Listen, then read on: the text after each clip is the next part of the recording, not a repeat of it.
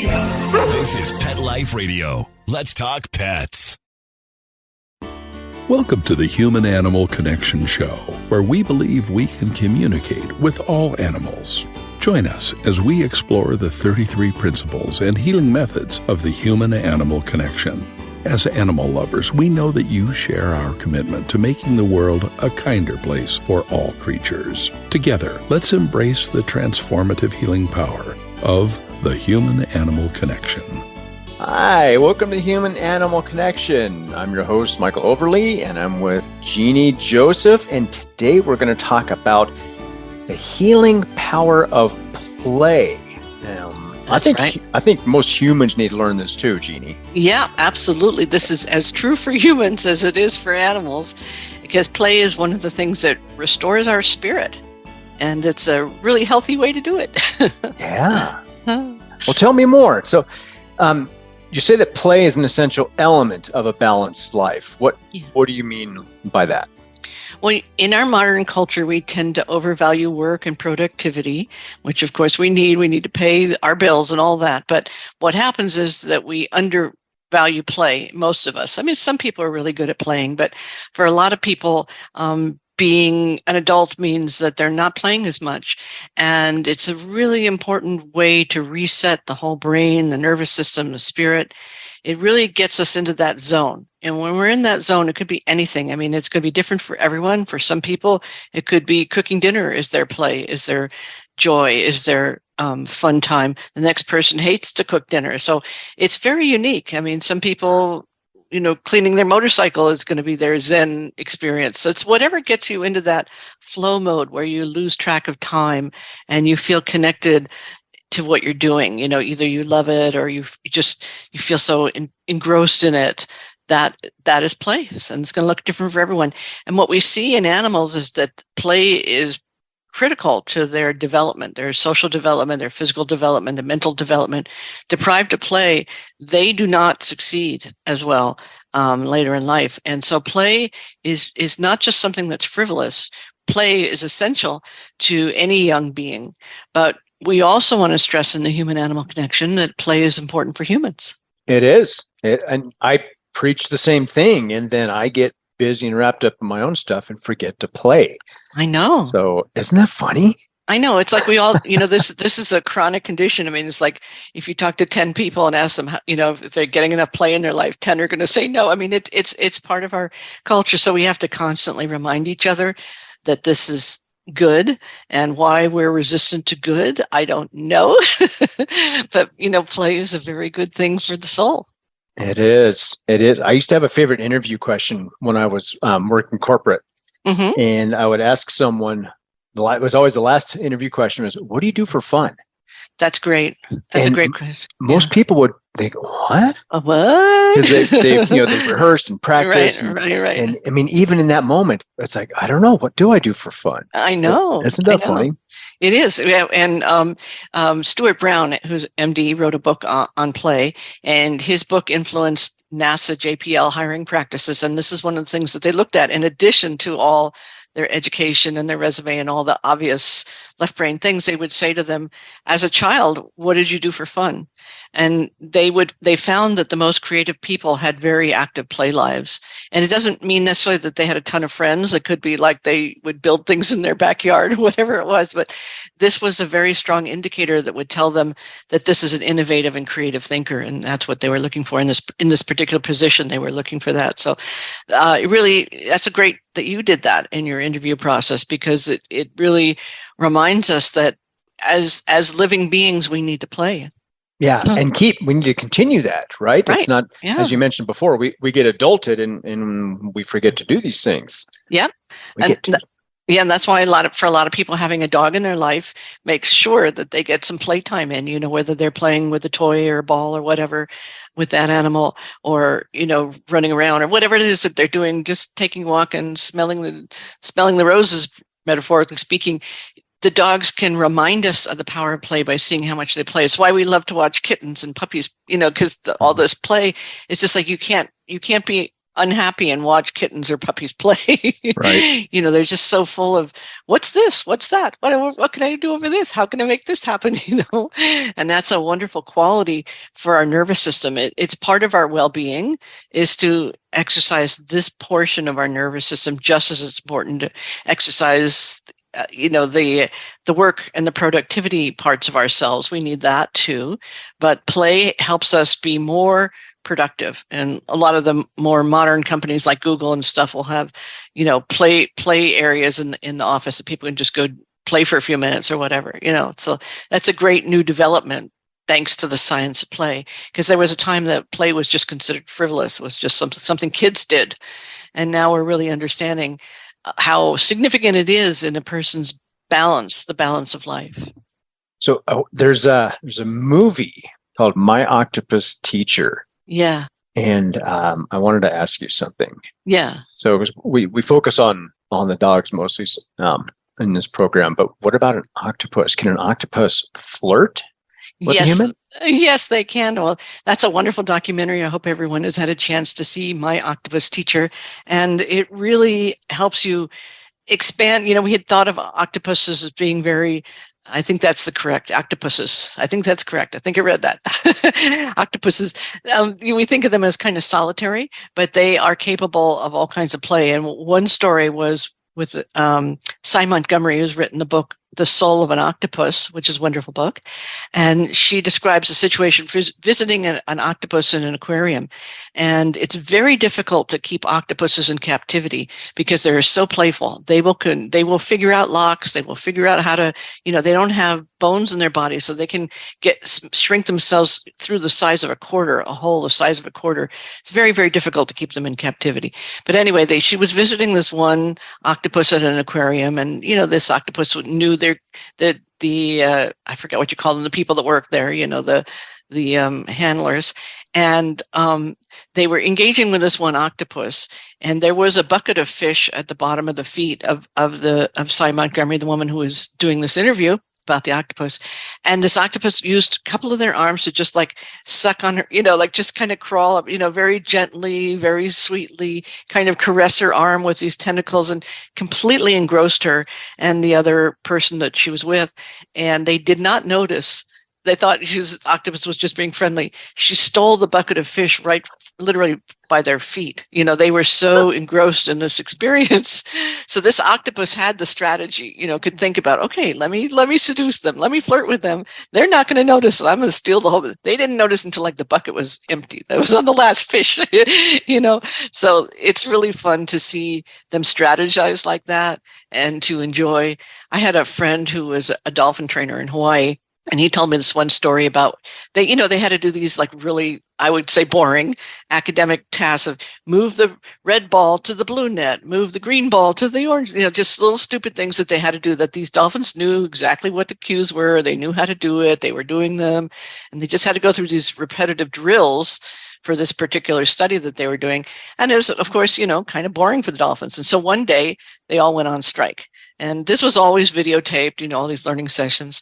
And no matter what they did, the dolphins wouldn't do it or would get it wrong, even though they knew it. And they were sort of frustrated and they turned away. And then when they looked back at the camera, they saw that when their backs were turned, they did all the commands perfectly, but never when they were watching. And I think that they would just sort of swim listlessly, like, yeah. But, they would set up these games with the trainers, and they were often ahead of the trainers with these antics. So, how did you discover the importance of play? Yeah. Well, I think, I was play deprived myself. I was, a single child of a single parent, and I didn't have a lot of play myself. So I think I put myself in the very play deprived category. My mother was working and then she was in the theater. And so, there wasn't a lot of like childlike play for me in my life. And so of course I was drawn to improv comedy because it was so playful for my own personal therapy. And at the time I was working with soldiers with PTSD, and I would literally go to an improv class on a Monday and teach it in class on a Wednesday. I mean, it was so like, I didn't know what I was doing, but I knew it was good. And after time, I developed a system called Act Resilient, which uses laughter and improv comedy, expressive arts. And it was so powerful to see what it could do for soldiers with PTSD, that sometimes nothing else was working for them, but this just, because it was play, it didn't feel like therapy to them. And it just allowed them to, I say, unstick the brain, because a traumatized brain can get stuck in the fight, flight, or freeze. And what the play does is it loosens the stuckness, so that because you're making new choices and new behaviors and moving your body in different ways. And that helps loosen the grip of the trauma response. So I was just in awe of how effective this was. We were getting over 80% reduction in symptoms of PTSD, and kind of threatened some people who were more traditional, but it was very, very effective. And then towards the end of the program, or about 2 years into the program, actually, I brought in some therapy dogs, and I saw what they could do in minutes to just get people into their play energy and to just be right here, right now, in the moment, engaged. And I thought, this is amazing. So that's kind of how my progression with play worked, from being kind of play deprived myself to being really a champion of play.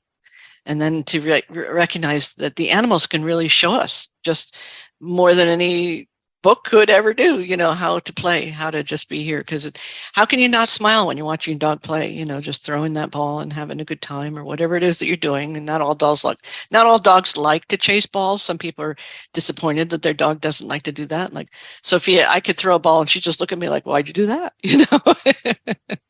No interest in that. But yeah.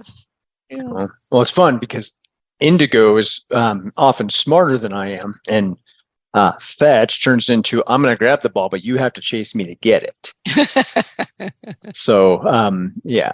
So we've kind of left that because that's kind of a thing for her, and that makes her really happy. And I'm like, I could really care less if she doesn't fetch the ball, right? But it's fun, right? Right, so right. I act all chase her around the yard, and she's having a great time. Right. Yeah. Well, Chase is a really fun game for animals. Little kids will like it. They kind of grow out of it. But Chase is very primal for animals. So a fun chase game, not a threatening chase game, not a game where they threaten, but a fun chase. You'll see them in the play groups. The dogs will do lots of chase activities. And in a healthy group of dogs, one dog, dog A will chase B, and then turn around and they'll reverse the roles of who's the chase and who's the chasee. And that's a very balanced situation. If you see a dog that only chases or only gets chased, that's a dog that maybe has some, insecurity or maybe some dominance issues. But in healthy dogs, play and chase are huge. It's just a very fun thing, more fun than get the ball, bring it back, which is the human version. They're much more interested in well, I shouldn't say some like that very much. Some dogs are natural fetchers, but a lot of dogs are much more going to enjoy a game of chase. Mm-hmm. And if you know Coco the gorilla, do you know Coco was taught sign language? Yeah. So she used to love it when people would chase her. Just a little, back and forth in the yard, just. Mm-hmm. And tickle. She loved to tickle. Love to tickle, and that's another thing that's really fun is we've now that we have more sophisticated audio recording equipment and can hear sounds that the humans can't hear, we've now discovered that many species laugh. In fact, most of the species we've discovered, we've studied, do laugh. So that horses, rats, dogs, there's even chimpanzees. They've discovered that dogs actually have a laugh, and it's almost inaudible to the human ear. It's not really loud, but dogs can hear it. And when you play that in a shelter, sounds of dogs laughing, it calms them right down. No kidding. Yeah. It's really, really great. And Jacques Panksepp, I hope I said his name right. He did some studies and he discovered that rats, when they were tickled, they would emit a sound that we can't hear, but the computer could hear, and the other rats could hear and recognize it as laughter. But what was really interesting is that the designated tickler, the moment that person walked into the room, they started to laugh in anticipation of being tickled. No. Yeah. Isn't that wild? We think we're so smart. Oh my think we're so gosh. smart. Seriously. Yeah. Seriously. And that's what that study about rats has really made me think a lot about anticipation as being a really healthy tool in working with trauma. So you've heard me talk on other shows. In fact, we'll talk about it in the next show on Focus, about how that can help the positive anticipation of expecting something good, a treat that you know is going to come, but comes slowly, that they can watch and get ready. That is so good for their brain. It's the antidote to the fear stuck response. The stuck, frozen in fear response is curiosity, pleasurable curiosity. So play helps with trauma, helps unstick the brain, and anticipation as one aspect. When we think about, we're going to go do this fun thing, we feel happy already, right? If it's fun, we're happy. That's amazing. before we started. Dana does that with me when she says, she asks me, do you want a cookie? Yeah, exactly.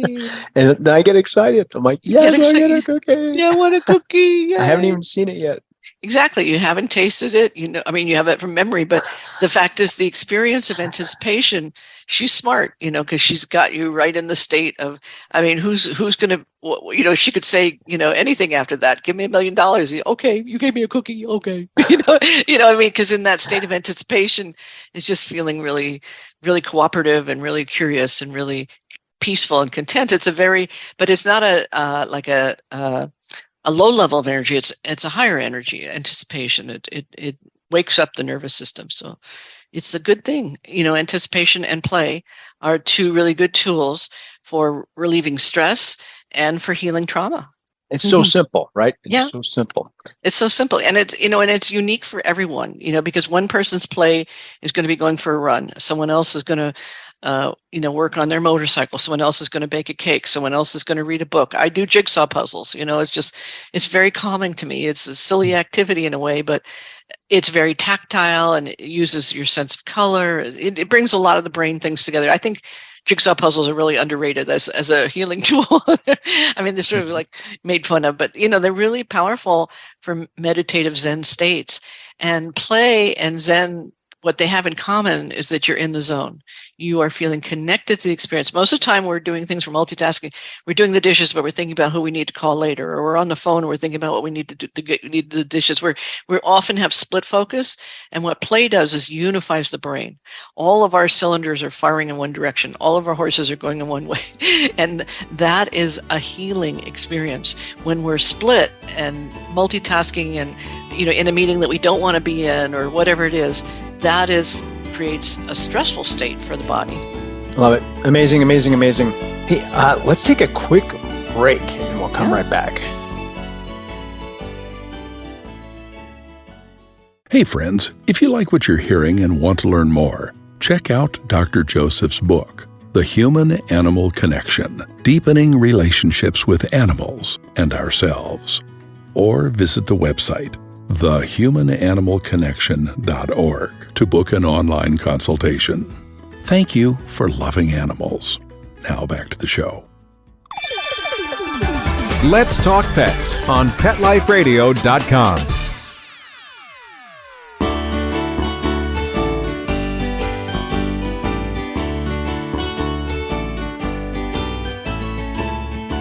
All right, welcome back to Human Animal Connection. Oh my God, we've been talking about play and octopuses, the importance of play. I wanted to ask you, what is the purpose of play? So for young beings, it's developmental. They're learning how to use their bodies. They're learning how to coordinate. They're using how to work their mind, their vision, their sight, their sense of space, all of the senses coming together. If it involves contact, they're getting the touch stimulation from the other puppies or kittens or the little monkeys or whatever it is. So there's so much that's happening developmentally. So that's in the early stage of life. They're also learning behaviors, like the lion cubs are learning all those little chase games that they're playing with each other. They're learning the skills that they're going to need later in life to be able to be a predator. So it's social learning, it's cognitive learning, it's well-being. So those are all the elements in a young life, but the new science says that continues. There's no reason to stop that. It's just that in the early life, it's like critical for development. In later life, it's critical for sustainment. So what do they say? People with Alzheimer's and dementia, play some games, do some puzzles, do this, do that, listen to music, dance, do all these things. So any amount of play is restorative for the brain, including people who are experiencing senior decline. But it's interesting. I was talking to a neighbor this morning. Excuse me. I was walking Indigo, and she had the opportunity to meet my neighbor's dog a little closer, not just from the fence. And his dog, Sweet Pea, it's a giant Anatolian Shepherd. Uh-huh. He's just a baby, but he's big. Oh. Uh-huh. Yeah. He was fine. But Indigo, first time meeting, and again, we were coming at each other. Ooh. So and he was kind of curious. I said, well, I don't think she learned how to dog very well. Like, she didn't get that socialization. I think she was pulled from mama early, thrown in a backyard. Yep. And she didn't learn how to dog. Right. So I was thinking of that when you're talking about the lions playing, they're learning how to lion. Exactly. And when humans are playing, they're learning how to human. Very nice. Right? Yeah. So we all need that. And, we all need that. Yeah. And when puppies, if they've been taken away from their puppyhood and their mother too soon, they don't learn proper bite inhibition, because that's one of the things that puppies learn in play is they're nipping each other, and another puppy will go, if it's too hard, and okay, that was too hard. And they learn that. It's the only way to learn it, really. And if they didn't get it as puppies, it's a lot more challenging to get it later. And that's where we see some of these issues of bite issues. I'm going to be working with a client whose dog has been biting her, and because she was given some very bad advice by a trainer, which she followed, and it really broke the bond. So so it's going to be interesting to see if we can reverse that. Looking forward to working with her. You can. Yeah, hope so. Wow. Awesome. Otherwise, this dog's going to lose its home, because it's been several bites. Yeah. So what about shelter dogs? Mm-hmm. Right? Because, we know about we try and go to play dates with our dogs sometimes, or maybe the dog park, which obviously isn't appropriate for everyone. And I think people need to understand that that's not a place to train your dog. But shelter dogs need to play, right? Mm-hmm. Yeah. Right? Yeah. Just on dog parks, some dogs do great in dog parks, and some dogs, that's their worst nightmare. So every dog is unique. But if you have a dog that loves it and is safe and behaves well, that's a great thing. But if you don't, don't think that every dog is going to love a dog park or be safe in a dog park. Not only in terms of other aggression. If a dog is too vulnerable, taking them to a dog park, they can become victimized very easily by other dogs, because that's a predatory thing, to sense the weakness and to rule it out. So you don't want to take a vulnerable dog, a sick dog, a shy dog to a situation where they could increase their level of fear by being at the mercy of other dogs. So that's about dog parks. But about shelter dogs, there's an organization called Dogs Playing for Life, and they are a wonderful organization, and they have really innovated the notion of play being as essential as any other need in a shelter environment. So, of course, they need food, water, shelter, medical attention, but next, after contact, they need play.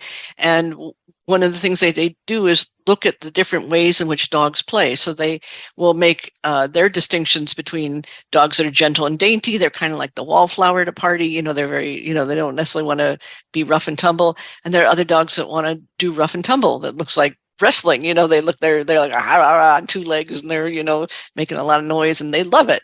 So for dogs who have that play style, that's really good for them. And just 20 minutes in a play yard, in a balanced play yard, meaning that humans are making sure that dogs are separated by style and that they're watching out. 20 minutes of play is equal to a 3-hour walk in terms of stimulation for the dog. But it's more than just the physical stimulation. It's the mental, emotional, and social stimulation that animals need. And so the one thing that, if I could wave my wand, my magical genie wand, to change all of shelter systems, would be that they all have play groups led by people who are trained to lead them. And at the shelter that I work at, PAC, Pima Animal Care, center, they have play groups every day, and they can get sometimes 200 dogs out a day. And that's more than any walker could ever do, I mean, they get walked also, but these play groups are just phenomenal to watch the dogs learn social skills, because the dogs will teach each other. They will show each other what appropriate play is, and they will signal and say, no, that's not okay. And if that dog doesn't know how to read that, that's not okay, signal and back off. There's going to be a situation. So there are situations where the humans have to intervene, but mostly the dogs work it out. Mostly, not always, but mostly the dogs will learn from each other, unless you have a dog that's very imbalanced and who's not learning and paying attention. But it's wild to watch how fast the dogs know. I was one day observing a training with the dogs playing for life at the shelter, and we were watching an and they were going to bring in this dog that couldn't be walked by anyone. Only one person who worked at the shelter could walk this dog. So that means it got walked very little, because no volunteer could walk him. Really aggressive, bite history, the whole thing. So he never got out, and Dogs Playing for Life folks said, well, let's put a muzzle on him and let's put him into the play group, right? And so they have this thing which is called a catch pen, where the dogs can meet each other with a barrier between them before they go into the play yard, which is just brilliant. And what was interesting, the dogs will look at the incoming dog, they'll come and greet the incoming dog, they'll make a determination, this is dog's okay, boom, everything's fine. In seconds, they have decided this dog's okay to let into the yard. Then there are other dogs that provoke a completely different response. And this one dog that was the issue dog, none of the dogs knew this dog because the dog wasn't out ever, but they brought into the catch pen, and all the other dogs, what we call helper dogs, went to like the corners of the yard, laying like the Sphinx, just watching the front gate. So they were neutral. They were saying, okay, we're calm, but they were on guard. They were watching. And all of them did it simultaneously the minute this dog came. So they could sense the energy, this unbalanced energy of this incoming dog. And vice versa. They can sense the energy of, okay, this is going to be fine. And we can see, watching it, the wonderful people leading these play groups, they can tell in an instant that the dogs say, yeah, this dog's in, or we're not comfortable with this dog. And just watching the dogs, it's so much faster than our human responses, because our human responses would be like, okay, this dog just did this and this and this and this, and therefore that. And it takes, several minutes. With the dogs, it's seconds that they have made a determination who's okay. And then they bring the dog in with the muzzle, and, he was, carrying on and making a lot of noise. But eventually other dogs decided, oh, that's just noise. It's nothing. And they could tell by the other dogs that the muzzled dog was understanding to be calmer. Things completely shifted. 5 minutes later, the muzzle came off and they all played. So play groups are an extraordinary way to really evaluate a dog. And one of the problems in shelters is that, especially like the one that I volunteer, big municipal shelter, 75 to 100 dogs a day coming in. Okay, 75 to 100 dogs coming in. So it's very fast evaluation. There's a friendly dog, not friendly dog, there's whatever, very fast. In a situation where the dog is at its most extreme stress, they don't know where they are, they don't know why they're there, they don't know when they can leave, they don't know anyone. So they're being evaluated under high stress situation, which is a terrible way to evaluate the dog. And the dog may be showing signs of growling or whatever, just all kinds of discomfort. But in the play group, you really get to see who they are. And you see that they're really good with all dogs, or they're what we call dog selective, meaning they like certain dogs but not other dogs. So playgroup is a phenomenal way to get a more accurate evaluation, which helps in all the notes that go into the adoption. And then potential adopters can say, oh yeah, this dog gets along with everyone, or this dog only likes littler dogs, or whatever it is. That'll be in the notes.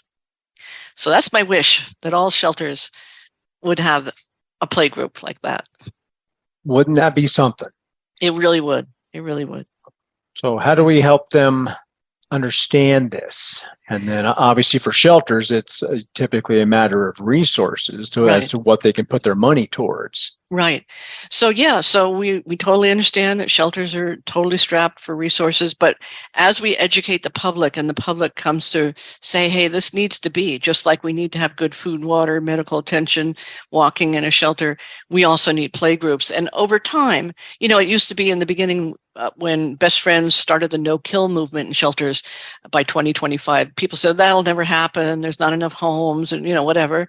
And it has really taken off. It's not completely, the world is not no kill, but many shelters now are no kill, moving towards no kill, or at least valuing moving towards it. So it's the same thing with the play groups. If we can educate people how important this is, first taking care of your own dogs, the dogs that share your life, but also helping shelters to understand that this is a priority. Great. Awesome. Yay. Yay. I love that. I think I'm going to go play. Yeah, I think we'll go play now. Yeah, and our next episode, we're going to be talking about the power of focus, so I hope that you'll join us for that. Oh, yes. Yes, I will focus on that. All right. See you next time. Thanks, everybody. Bye. Aloha. Bye. Thank you for tuning in to the Human Animal Connection Show. Please visit our website, thehumananimalconnection.org. There you can sign up for our free email newsletter, book a consultation, or check out our blogs and resources. Our best-selling book, The Human Animal Connection, is available on Amazon, and your donation of any amount keeps our nonprofit organization providing life-changing services. You can reach Michael Overly, author of Let Your Dog Lead, Musings on How to Create an Exceptional Life, on his website at dogsandmen.com, or email michael@dogsandmen.com. Let's Talk Pets, every week on demand, only on PetLifeRadio.com.